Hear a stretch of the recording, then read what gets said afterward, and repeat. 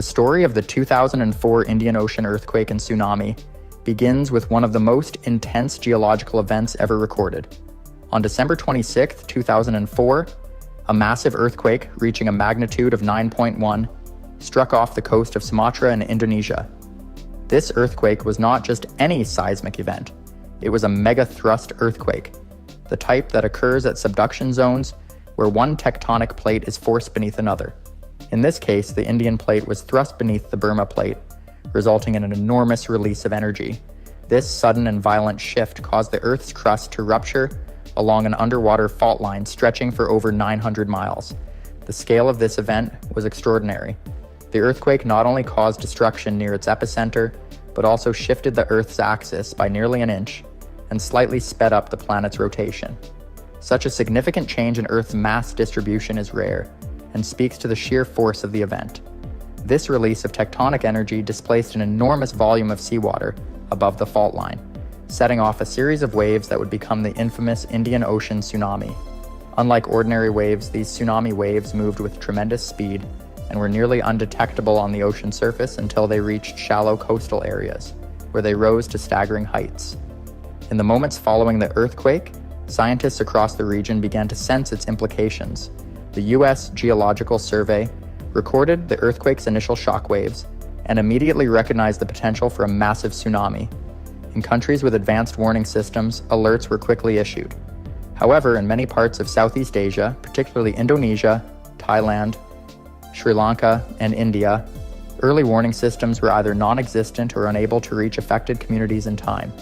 In the absence of rapid communication, many local residents remained unaware of the impending catastrophe, even as the waves began to move closer to their shores. What made this earthquake particularly destructive was its proximity to densely populated coastal areas. Southeast Asia is home to millions of people living along coastal communities, relying on the sea for their livelihoods and everyday life. These communities, which lined the beaches and fishing areas, were especially vulnerable.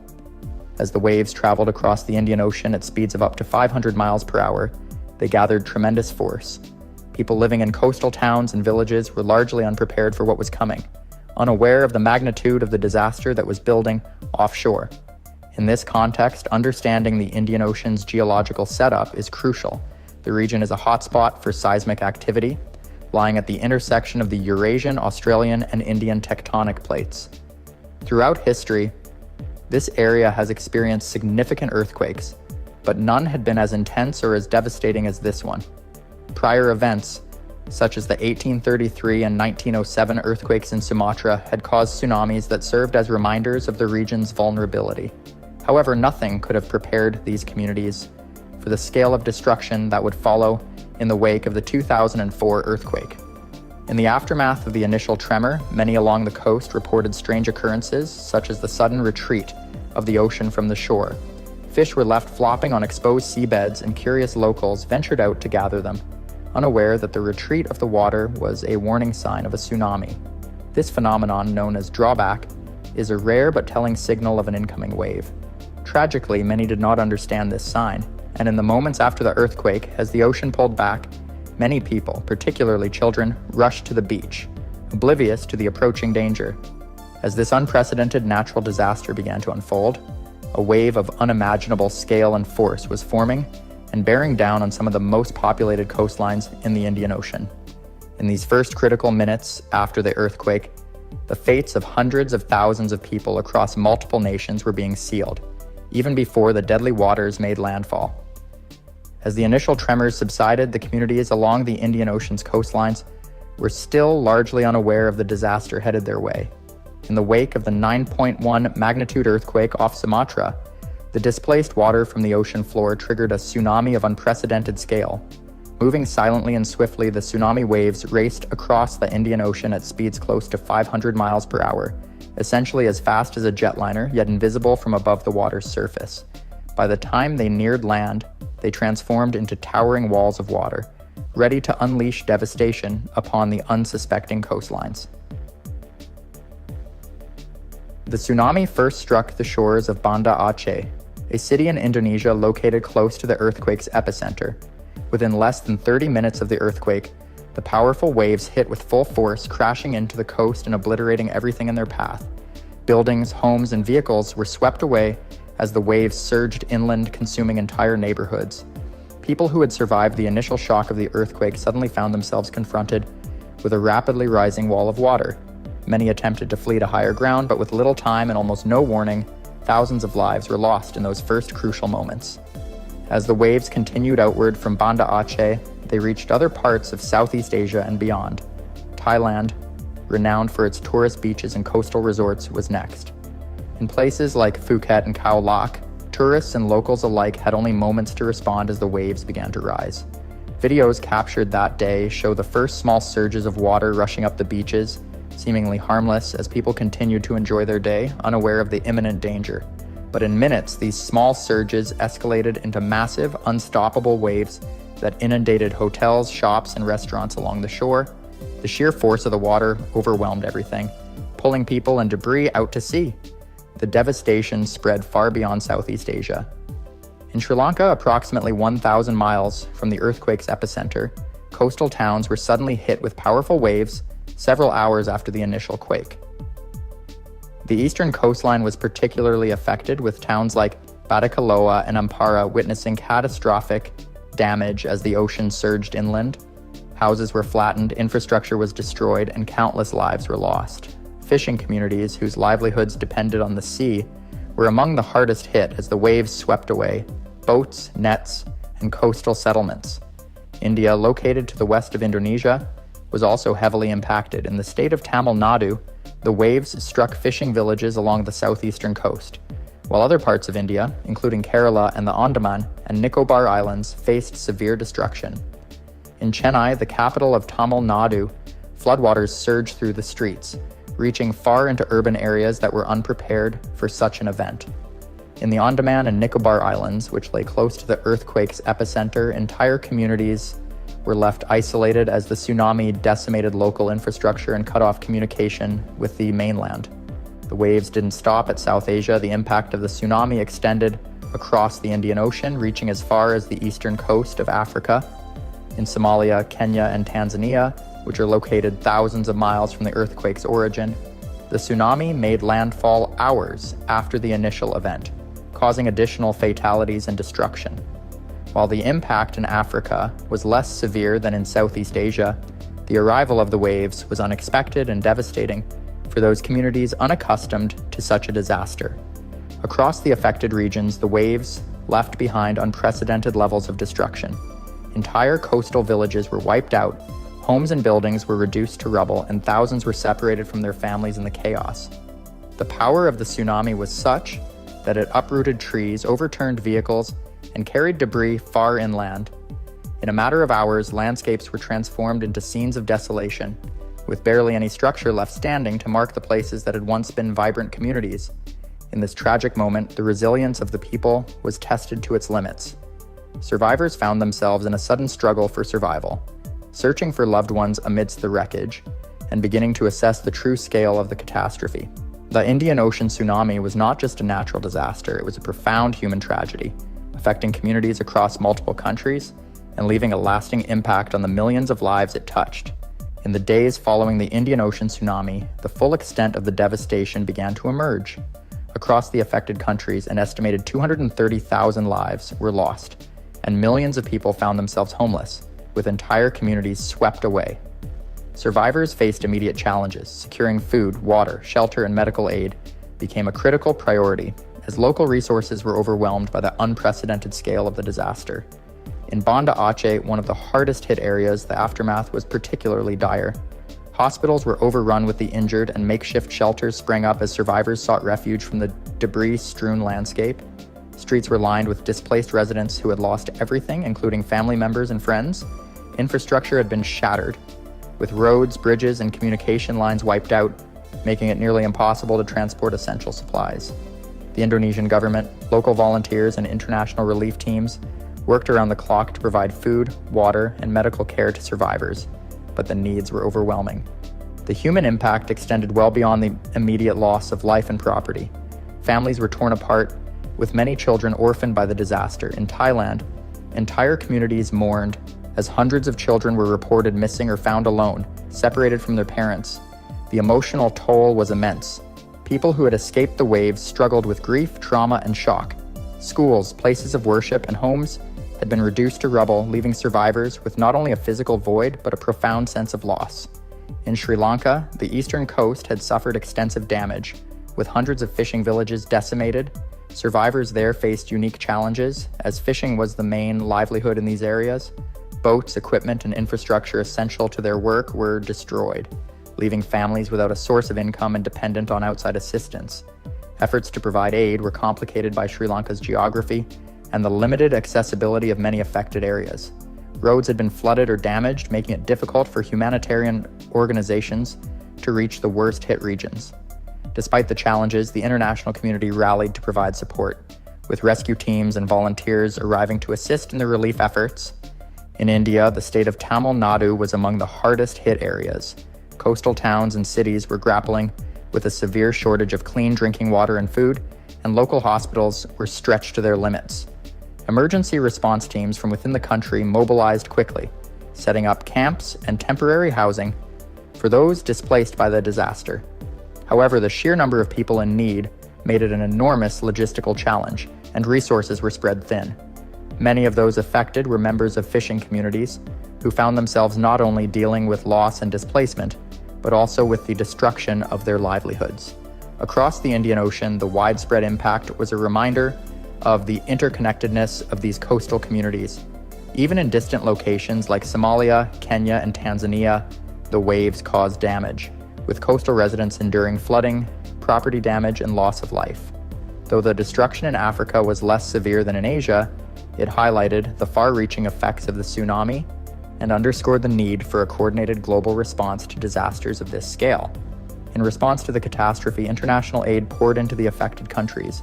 Governments, organizations, and individuals worldwide joined in the relief efforts, raising billions of dollars to assist those in need.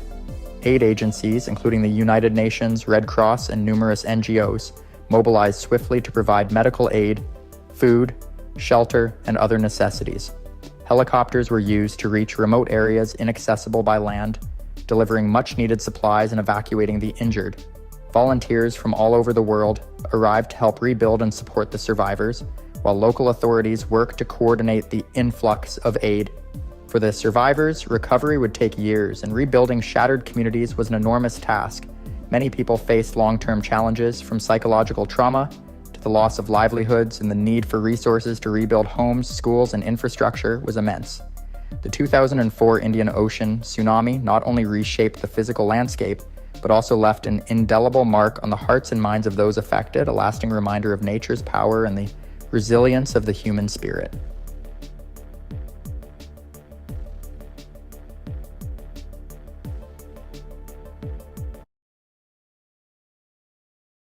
In the early 20th century, San Francisco was a city in the throes of rapid expansion, a bustling hub of innovation and ambition on the western edge of the United States. Located on a narrow peninsula bordered by the Pacific Ocean and San Francisco Bay, the city's scenic views and booming economy made it one of the most desirable places to live and work. Its population was growing rapidly, and so were the skyscrapers, streetcar lines, and intricate neighborhoods that sprawled through the city's famously hilly landscape. San Francisco was coming into its own as a modern metropolis, establishing itself as a key gateway for trade and immigration. But as the city evolved, so did its risks. San Francisco was not only a marvel of urban growth, but also uniquely vulnerable to natural disasters due to its location along the San Andreas Fault. This geological fault line, which runs almost the entire length of California, marks a boundary where the Pacific and North American tectonic plates meet. In many ways, the city's very existence on this fault line was a ticking clock for disaster, one that only a few experts truly understood or worried about at the time. Despite these hidden risks, the city's expansion was largely unregulated. Construction was happening at breakneck speed, but building standards and safety regulations were lacking. With little oversight, contractors often cut corners, opting for cheaper, less durable materials. The city's infrastructure was also relatively fragile. San Francisco's water supply system, for instance, was outdated and poorly equipped for a growing city, let alone a major disaster.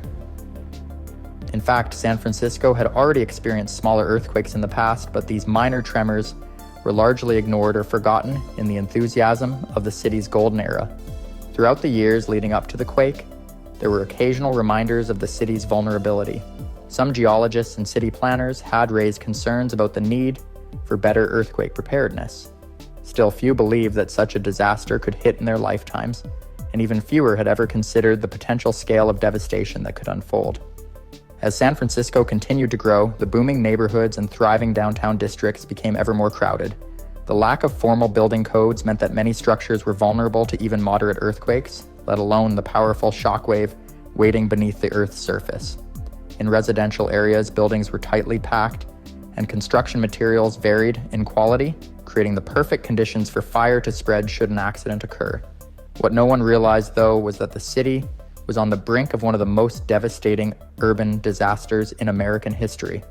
In the pre-dawn hours of April 18, 1906, San Francisco lay quiet under a still dark sky. At precisely 5:12 in the morning, this calm was shattered as a powerful earthquake struck the city, radiating shockwaves across the region with a force that no one had anticipated. This wasn't a minor tremor, but a colossal quake that would measure an estimated magnitude of 7.9, shaking the ground so violently that entire buildings shifted and cracked within seconds. People were jolted awake by the tremors, some thrown from their beds, while others scrambled to escape from their crumbling homes. The quake's epicenter lay offshore, just 2 miles west of San Francisco, along the infamous San Andreas Fault. The seismic waves radiated quickly, creating destruction not only within San Francisco, but throughout the surrounding areas, including coastal towns and nearby cities like Santa Rosa and San Jose. The quake's intensity was so strong that it was felt as far north as Oregon and as far south as Los Angeles. The first moments were sheer chaos as buildings, especially those constructed without solid foundations or quality materials, began to collapse around the city. Entire neighborhoods crumbled, and within seconds, thousands of people were trapped or injured as walls buckled and roofs fell. The shaking lasted less than a minute, but the destruction it left was astonishing. The city's famous brick buildings and ornate Victorian homes, many of which were built without structural reinforcement, proved particularly vulnerable, collapsing in heaps or leaning at precarious angles. For many who survived the initial quake, the nightmare was only beginning. Gas lines ruptured throughout the city, igniting fires that would soon turn out to be as catastrophic as the earthquake itself. While the earth had quieted, the sounds of destruction persisted, with the snapping of power lines, the crashing of broken glass, and the cries of frightened residents filling the air. The city's infrastructure had also taken a heavy blow. Major streets were buckled and torn open, with deep cracks that made movement nearly impossible in some areas. The cable car tracks that connected neighborhoods across the city were ripped from the ground, and the central water mains were badly damaged. This loss of water pressure would soon prove disastrous, as firefighters scrambled to combat the flames now erupting across the city. San Francisco's citizens were in a state of shock, and their first instinct was to flee to any open space they could find. Many people rushed to parks like Golden Gate Park and the Presidio, seeking refuge from the collapsing buildings and the fires spreading through the city. At the same time, the emergency response teams and firefighters faced an unprecedented challenge, with limited resources, broken communication lines, and no access to water in several districts. The scale of the quake's destruction was unlike anything San Francisco had ever faced, and it would take days to grasp the full extent of the damage. But as the fires continued to grow, the city's residents and officials realized that the earthquake itself had only been the beginning of a much larger catastrophe, and in the days following the earthquake, San Francisco became a city transformed. Fires raged across the city for nearly 3 days, consuming entire neighborhoods and leaving blocks upon blocks of once bustling streets in smoldering ruin. By the time the flames finally died down, an estimated 500 city blocks had been reduced to ash. Over 28,000 buildings were completely destroyed, including landmark structures, homes, and businesses that define the city's identity. The famous City Hall, an architectural marvel completed just a few years before, was left as a mere shell, reduced to rubble by the quake and fire alike. For the tens of thousands left homeless, the situation was dire. Nearly half of San Francisco's population of about 400,000 people were displaced. Makeshift camps sprang up in public parks like Golden Gate Park, the Presidio, and even along the beaches. The U.S. Army, stationed at the Presidio, took immediate action, setting up tents, distributing food, and providing medical care to those in need. Across the city, citizens formed small relief groups, banding together to share what little resources they had and helping each other rebuild what was left. The destruction of infrastructure was catastrophic. Roads, railways, and telegraph lines that connected San Francisco to the outside world were severed, making communication and supply delivery difficult. Relief efforts faced major delays as supplies struggled to make their way through damaged routes. Yet within days, aid from nearby cities, and eventually from across the country, poured in to help the city recover. The spirit of resilience among San Francisco's residents shone brightly as people gathered to clear debris, rescue survivors, and rebuild their lives. The events of April 19th revealed serious weaknesses in San Francisco's city planning and infrastructure. The fires, which accounted for nearly 80% of the destruction, exposed the inadequacies in the city's water system and the lack of fire-resistant building materials. Officials and city planners took these lessons seriously.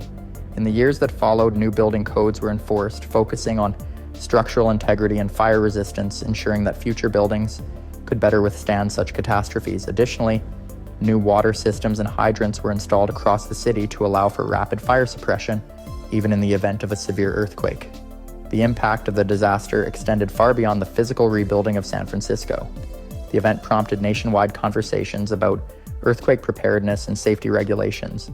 Other cities built along fault lines, particularly those on the West Coast, began to rethink their own construction practices and emergency plans, recognizing that a similar disaster could strike them as well.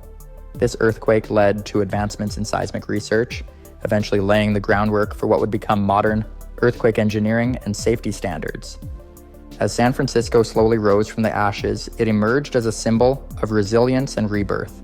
While much of its historic architecture had been lost, the rebuilding efforts transformed it into a stronger, safer city.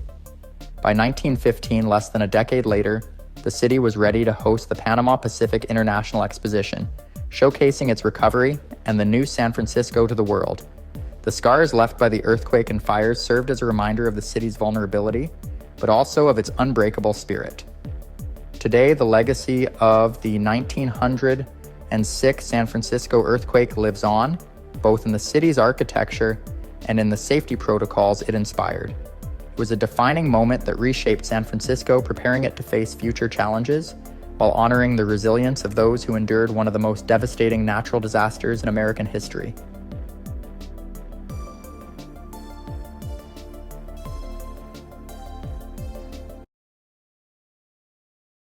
Super Typhoon Haiyan, one of the most powerful tropical cyclones ever recorded, was a force of nature that left an indelible mark on history.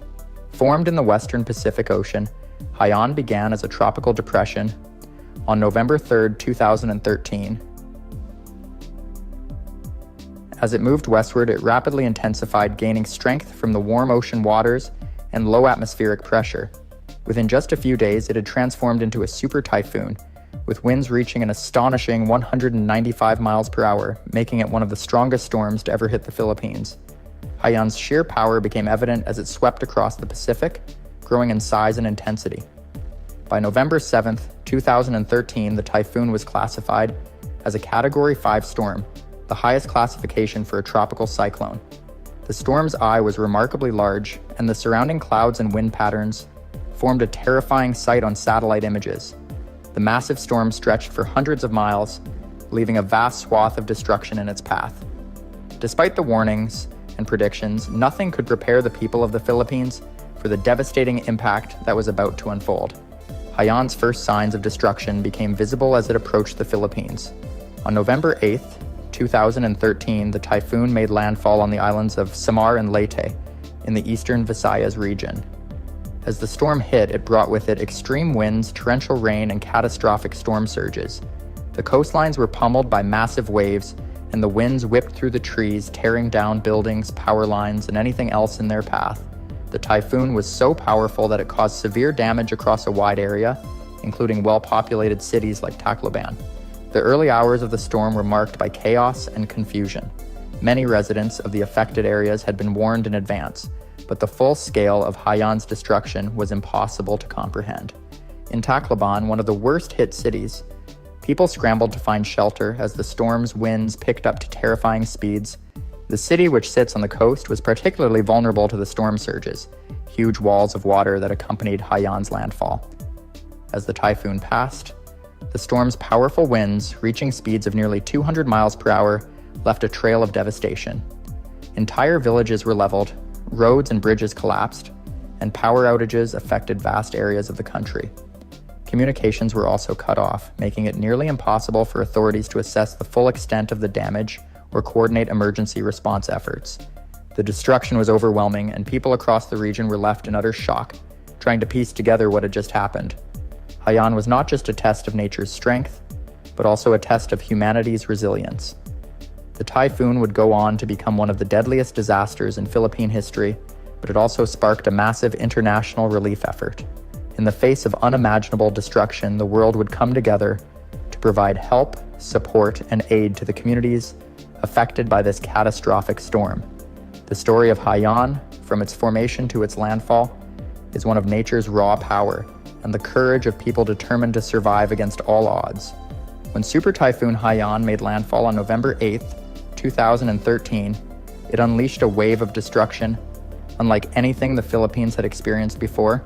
The full scale of the devastation became apparent as entire communities were obliterated within hours. With winds reaching up to 195 miles per hour and massive storm surges, no part of the region was spared.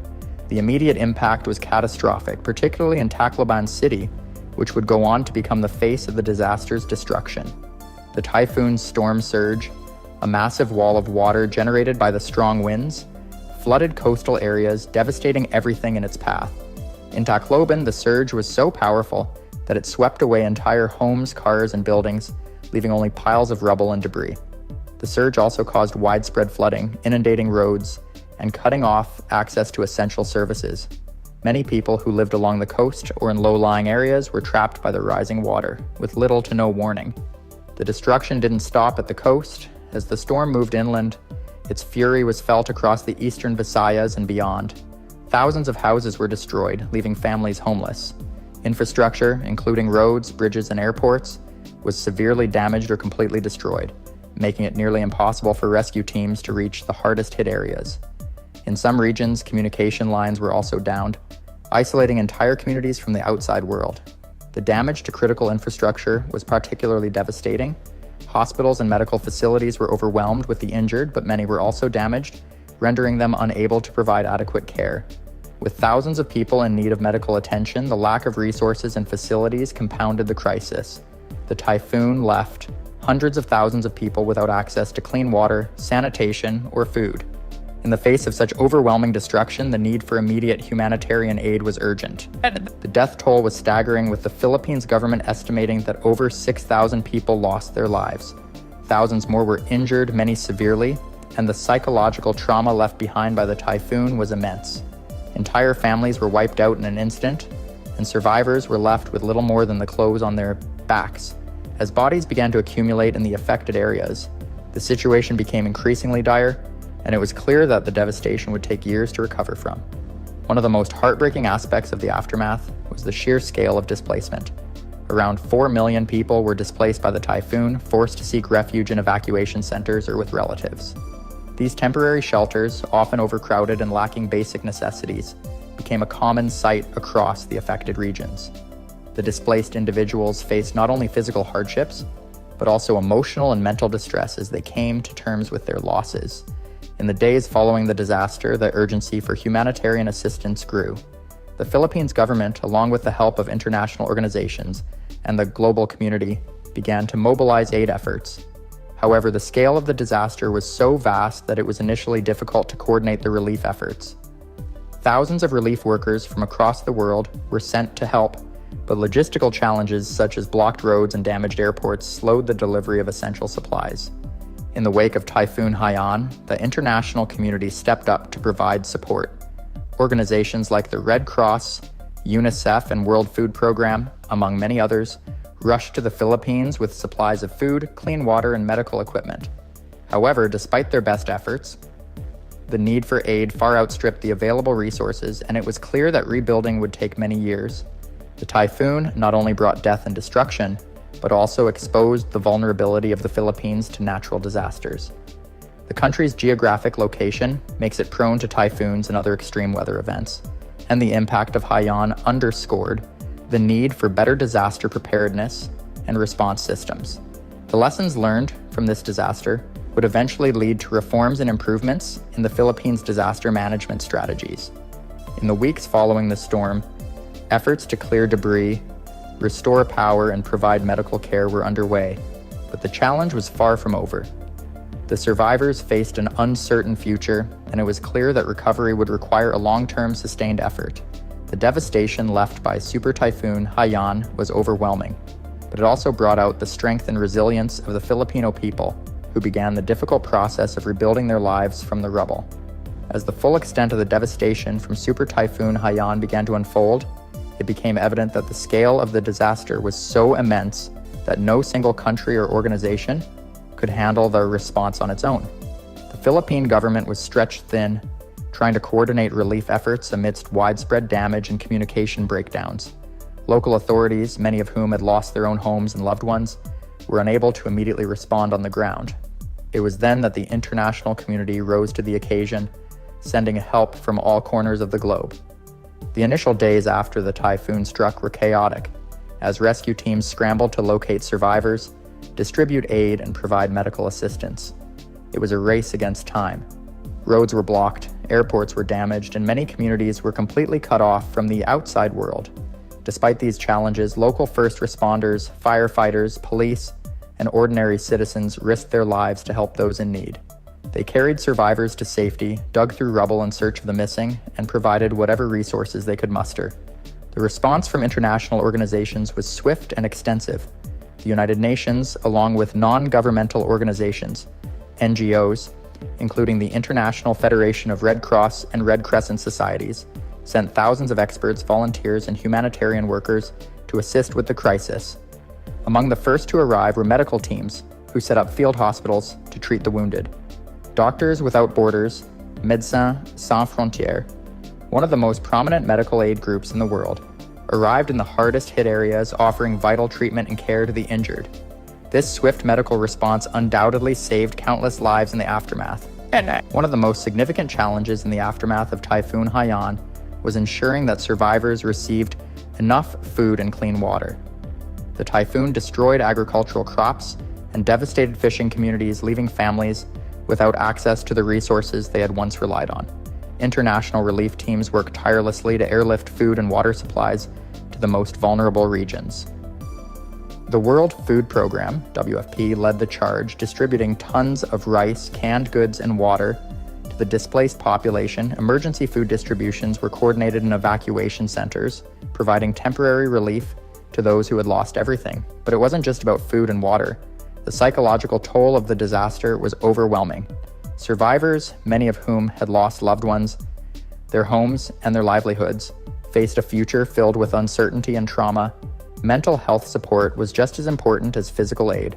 Psychologists and counselors were deployed to help people cope with the overwhelming grief, fear, and stress that followed the disaster. The emotional scars from the tragedy would last long after the physical rebuilding was complete. Meanwhile, nations around the world pledged millions of dollars in aid to assist the Philippines' recovery. Countries like the United States, Australia, Japan, and the United Kingdom sent financial contributions, supplies, and technical expertise. The U.S. military played a critical role in the immediate aftermath, providing search and rescue teams, helicopters for aerial assessments, and even airlifting supplies to isolated areas. The American Red Cross also mobilized large-scale disaster relief efforts, coordinating with local chapters to ensure supplies reach those in need. In addition to the large-scale international aid, smaller grassroots organizations played a vital role in the relief process. Local churches, community groups, and volunteers came together to provide food, clothing, and shelter to those who had lost everything. Some Filipino citizens whose own homes were intact opened their doors to their fellow countrymen, offering refuge in the face of unimaginable devastation. This spirit of solidarity became one of the defining characteristics of the recovery efforts. Despite the overwhelming destruction, the resilience of the Filipino people was undeniable. Even in the face of tragedy, survivors began to rebuild their communities, often with the assistance of local and international volunteers. In Tacloban, one of the hardest-hit cities, people started to return to their homes as soon as it was safe to do so. Many families sought to salvage what they could from the rubble, making do with what little they had left. The Philippines government, alongside international partners, began to formulate a plan for long-term recovery, focusing on rebuilding infrastructure, restoring vital services, and improving disaster preparedness for the future. Throughout the recovery process, a critical lesson became clear: the importance of international cooperation. The Typhoon Haiyan response demonstrated how countries could work together in the face of a crisis to provide critical support to those who needed it the most. While the immediate devastation from the typhoon was devastating, the global effort to help the Philippines showed the world the power of unity and the strength that can be found in the aftermath of tragedy. As weeks turned into months, the tireless work of humanitarian organizations and local responders helped the Philippines recover in many ways. The emotional scars of the typhoon were deep, but the resilience and courage of the Filipino people, supported by the generosity of the global community, ensured that life would begin again in the wake of this unparalleled disaster. The heroism displayed by first responders, volunteers, and survivors proved that even in the darkest moments, hope and humanity can shine through. As the dust settled in the wake of Super Typhoon Haiyan, the task of rebuilding the devastated communities was only beginning. While immediate aid was essential in providing life-saving assistance, the true challenge lay in the long-term recovery efforts. Rebuilding homes, restoring infrastructure, and revitalizing the economy were monumental undertakings, but it was also an opportunity to address the vulnerabilities that had made the Philippines so susceptible to such a catastrophic disaster in the first place. The lessons learned from Haiyan would shape the country's future disaster preparedness and response strategies for years to come. One of the first lessons that emerged was the need for stronger, more resilient infrastructure. Many buildings, roads, and bridges were simply not equipped to withstand the intense winds and flooding brought on by the typhoon. In the years following the disaster, the Philippine government, in collaboration with international partners, worked to improve the resilience of critical infrastructure.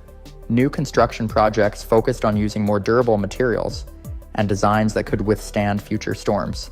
The aim was to create a more disaster-resilient environment, especially in areas known to be at high risk for typhoons and other extreme weather events. Another significant lesson came from the sheer scale of the storm surge, which devastated coastal communities. Haiyan demonstrated just how vulnerable these areas were to storm surges and flooding, which often had the most destructive impact. In response, new policies were enacted to relocate people from high-risk areas. Many coastal communities were given assistance to move to safer locations further inland, where the threat of storm surges would be minimized. This strategy became part of the Philippines' broader disaster risk reduction and management program. In the aftermath of the typhoon, the Philippines also took steps to strengthen its early warning systems. While the country had some disaster preparedness systems in place, Typhoon Haiyan's rapid intensification and the speed with which it made landfall revealed gaps in the country's ability to forecast and respond to such extreme events. By improving meteorological tools and enhancing communication systems, the government aimed to give citizens more time to prepare for future storms. The installation of more sophisticated early warning systems, including mobile alerts and local evacuation procedures, would ensure that people in high-risk areas had the necessary information to act quickly when the next disaster struck. Moreover, the tragedy highlighted the importance of disaster preparedness education at the local level. Communities that had been trained in disaster response were often more resilient in the face of calamity. Schools, local governments, and community centers began to host regular drills and educational programs to teach people how to respond in case of a natural disaster. The typhoon served as a wake-up call, leading to widespread efforts to ensure that every citizen understood the risks they faced and knew what steps to take to protect themselves and their families. The economic impact of Typhoon Haiyan was profound. Thousands of people lost their livelihoods, especially in sectors like agriculture and fishing, which are critical to the Philippine economy. The destruction of crops, the sinking of fishing boats, and the collapse of businesses left many communities struggling to get back on their feet. Rebuilding the economy became a key priority, with efforts focused on restoring agricultural production, providing microloans to small businesses, and offering employment opportunities to those who had lost their jobs. International donors also stepped in to support these economic recovery efforts, providing funding for job creation and economic rebuilding projects. On a global scale, Super Typhoon Haiyan helped to reignite discussions about the impacts of climate change and the vulnerability of many developing countries to extreme weather events. Haiyan's intensity and destruction were a stark reminder of the dangers posed by a warming planet. In the years following the typhoon, the Philippines became a vocal advocate for global action on climate change, calling for stronger international agreements to mitigate the effects of rising global temperatures. The country's experience with Haiyan became a powerful example for other nations to take climate action seriously and prioritize disaster risk reduction in the face of an uncertain future. As time passed, the physical scars of Typhoon Haiyan began to fade. Many communities were rebuilt, and infrastructure was restored. However, the emotional and psychological scars left by the storm remained. Families that had lost loved ones, communities that had been uprooted, and survivors who had witnessed unimaginable destruction carried the weight of this trauma for years.